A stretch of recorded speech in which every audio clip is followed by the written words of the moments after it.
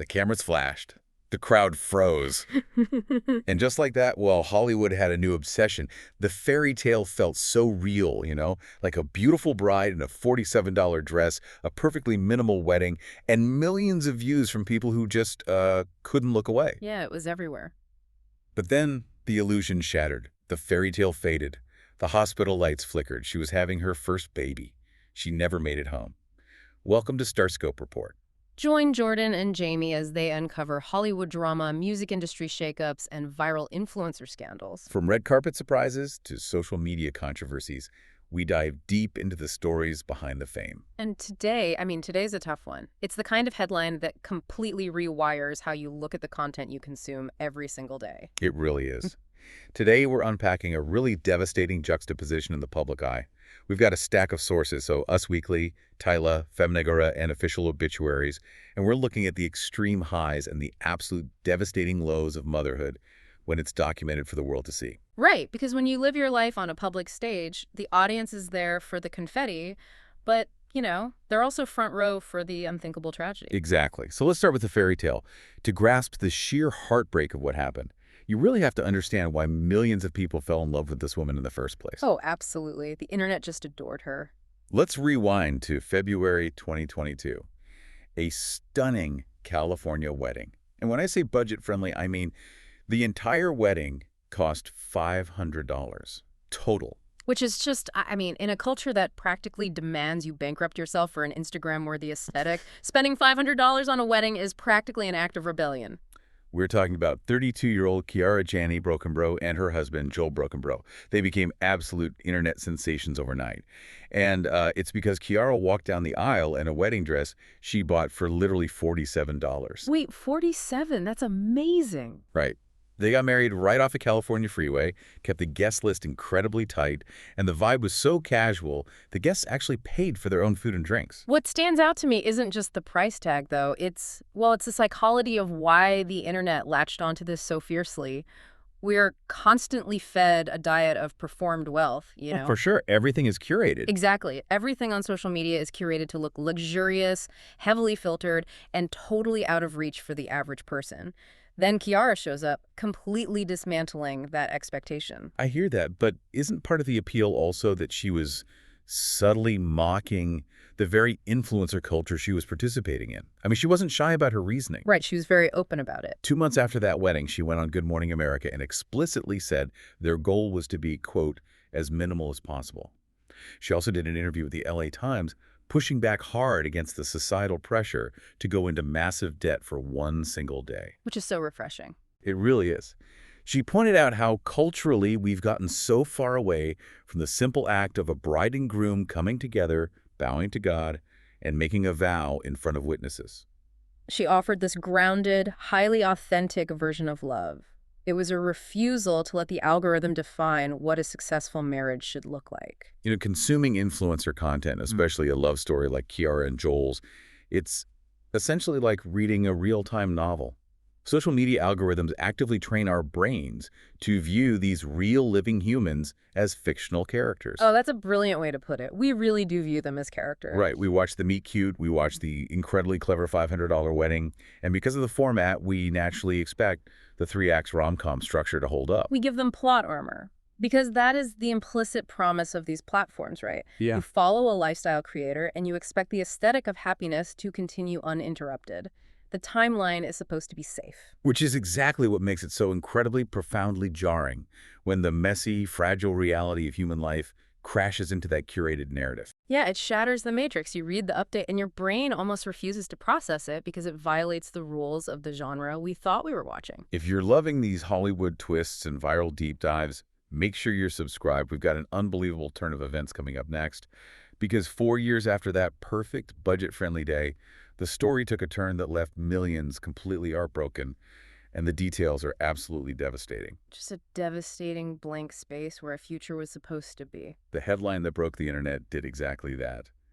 It read, "Influencer dies during childbirth of premature son." Ugh, so heavy. March 30, 2026, West Virginia. The sudden and tragic death of Kiara at just 32 years old. She passed away while welcoming her and Joel's first child together, a little boy named Jonah. And compounding the shock of it all, Jonah wasn't even due until June, so he was born extremely prematurely. Yeah, and it's important to note the sources state that the West Virginia office of the chief medical examiner has not yet released an official cause of death. So the public is completely left in the dark about the sequence of events. Right. Did her passing trigger the early delivery, or did early complications lead to her passing? We just don't know yet. The public reaction was just an outpouring of sheer, visceral grief. On April 13th, Joel posted on Instagram to confirm his wife's passing. His words were heavy with an unimaginable reality. I remember seeing that post. It was heartbreaking. He wrote, quote, "My beautiful, God-fearing, worshiping wife has gone home to be in the presence of the Lord." You try to put yourself in his shoes, and it's almost impossible to fathom. Joel went from planning a future, the sources mentioned they had been preparing to move from West Virginia back to California, to becoming a single father, to a preemie in the NICU. Literally overnight. Overnight. Just unimaginable. And this is where the parasocial relationship the internet built with them really activated. Mm-hmm. A GoFundMe was set up by Shanika Green, who People magazine identified as Joel's mother. The response to that was staggering, wasn't it? The page quickly raised over $120,000 of its $150,000 goal. It really highlights the psychological need we have as a society to, just do something. When faced with parasocial grief, we feel connected to this family. We feel the injustice of the situation. Yeah, and donating restores some small sense of agency for the audience. The description on that page explicitly says the funds are to allow Joel to focus entirely on Jonah without the heavy burden of financial hardship. Which is so needed in an NICU journey. Absolutely. And Kiara's obituary is just breathtakingly poignant. It describes her final act, calling Jonah, quote, "the gift of her greatest creation." That is so powerful. And the obituary mentioned he's a fighter, right? Yes, exactly. It goes on to describe Jonah as a fighter, just like his parents, astounding the NICU doctors and the hospital staff with his daily progress. The contrast there is what really knocks the wind out of you. You place the images of that bright, joy-filled $50 California wedding right next to the dark reality of a life cut so tragically short. But when you look at the broader data, specifically what Feminegra published last month, you realize Kiara isn't an anomaly. There's a deeply rooted systemic issue here. Her story has reignited an urgent national conversation. It's a vital pivot in the coverage. While the internet mourns Kiara the individual, advocates are using this moment to point to the alarming reality of maternal health in the United States. Now, we need to be really clear here. We're just impartially reporting the data and the viewpoints presented in the Feminegra article. We aren't taking a side, just laying out what the source material is stating. Right, we're just looking at the facts they presented to contextualize this broader conversation. Yeah, exactly. So the Feminegra article lays out a very specific argument based on 2024 CDC data. The data itself paints a stark, undeniable picture of disparity. The CDC reports that Black women in the U.S. face a maternal mortality rate of 44.8 deaths per 100,000 live births. Let's put that in context with the other demographics from that same CDC report, because it's pretty stark. The rate is 14.2 for white women, 12.1 for Hispanic women, and 18.1 for Asian women. So according to the data they're citing, Black women are over 3 times more likely to die from maternal causes than white women. Over 3 times. That's a massive gap. It is. But help me understand the mechanism here based on the article. How does a modern, advanced medical system repeatedly fail one specific demographic to this extreme degree? Well, according to the analysis in the Feminegra article, this isn't just about random medical anomalies. They argue this is a well-documented pattern where Black women's pain is systematically dismissed by medical professionals. I see. Yeah. The piece points out that implicit bias practically manifests in the hospital room. Symptoms are minimized, complaints of pain are written off as normal pregnancy discomfort, and interventions happen too late. So the advocates argue these deaths are often treated as tragic surprises rather than the predictable consequences of known systemic failures. That is a chilling perspective, and it really shifts the lens on how we view a tragedy like this. But what's really striking about the Feminegra piece is how fiercely it warns against reducing Kiara to just a statistic in this crisis. Right, because she was so much more than that. Yes. Her death forces America to confront this data.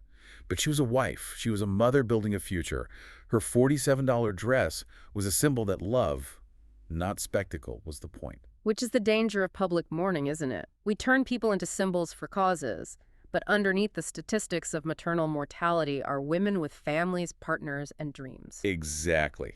The author insists her life shouldn't be flattened out and reduced merely to the circumstances of her death. It just leaves you wondering, how do we reconcile the joy of new life with such devastating systemic loss? How do you hold the miracle of a newborn fighter in the NICU in one hand while acknowledging the loss of his mother in the other? It's an impossible tension to hold.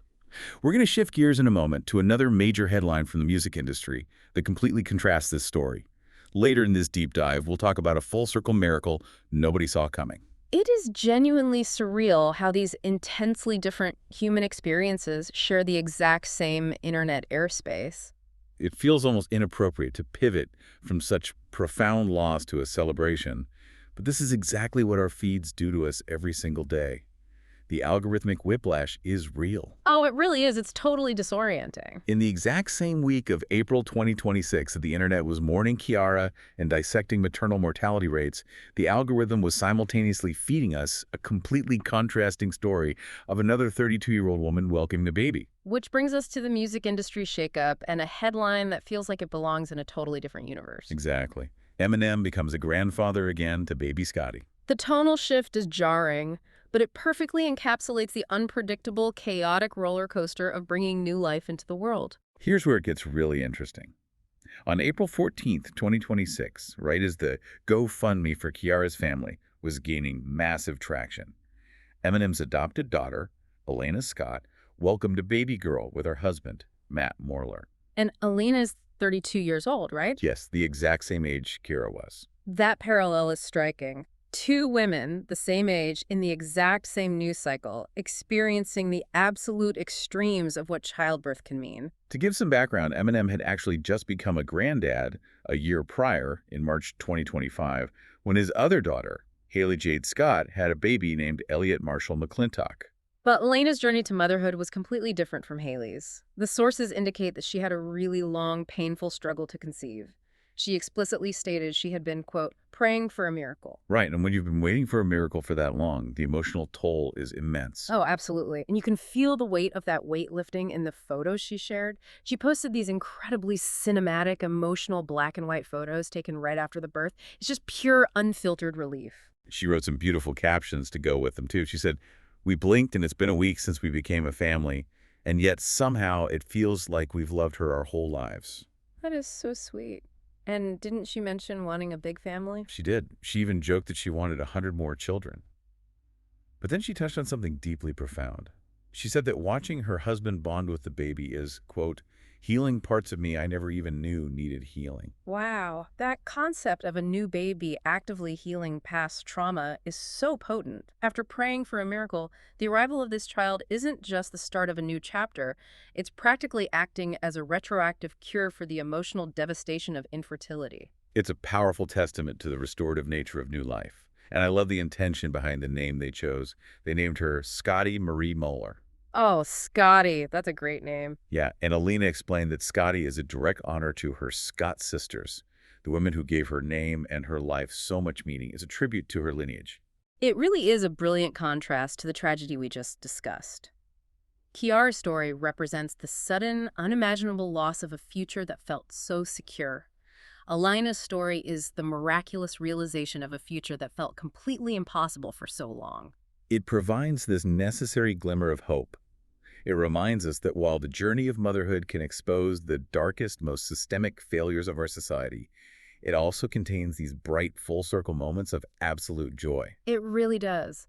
Looking at these two 32-year-old women, one a viral influencer who rejected the spectacle, one the daughter of music royalty, it really exposes how universal and high-stakes childbirth actually is, regardless of your platform or your budget. If you want to keep up with all the highs, lows, and behind-the-scenes realities of your favorite stars and influencers, hit that subscribe button so you don't miss what's coming next. Absolutely. Subscribe to catch all of these stories. So what does this all mean for us, the people scrolling through these updates? As we look at these two stories side by side, it forces us to examine the bizarre, incredibly intimate relationship we have with public figures today. It really questions the psychological boundaries of digital consumption. We sit behind our screens, and we consume Kiara's $500 wedding, We consume the CDC data surrounding her death, and we consume Elena's miracle baby after years of infertility. We scroll through it all as if we are sitting in their living rooms. We feel the joy of that $47 dress as if she's our friend. We feel the grief of her passing as if we lost a family member. Exactly. We celebrate Elena's baby Scotty as if we've been praying for the miracle right alongside her. But does our front row seat to their lives give us a false sense of ownership over their stories? Right. Do we feel entitled to the updates? Or does this digital window actually genuinely connect us in our shared human vulnerabilities? It's the ultimate paradox of the internet age. We have never been closer to the intimate details of strangers' lives, yet we are completely insulated from the true lived reality of their physical pain and their private joy.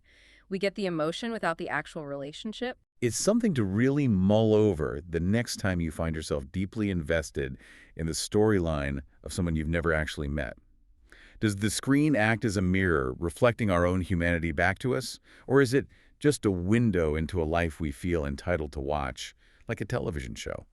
A haunting but incredibly necessary thought to leave off on. You've been listening to Starscope Report, where Jordan and Jamie uncover the stories shaping Hollywood, music, and pop culture. Thanks for tuning in, and don't forget to subscribe for more stories that keep the stars shining.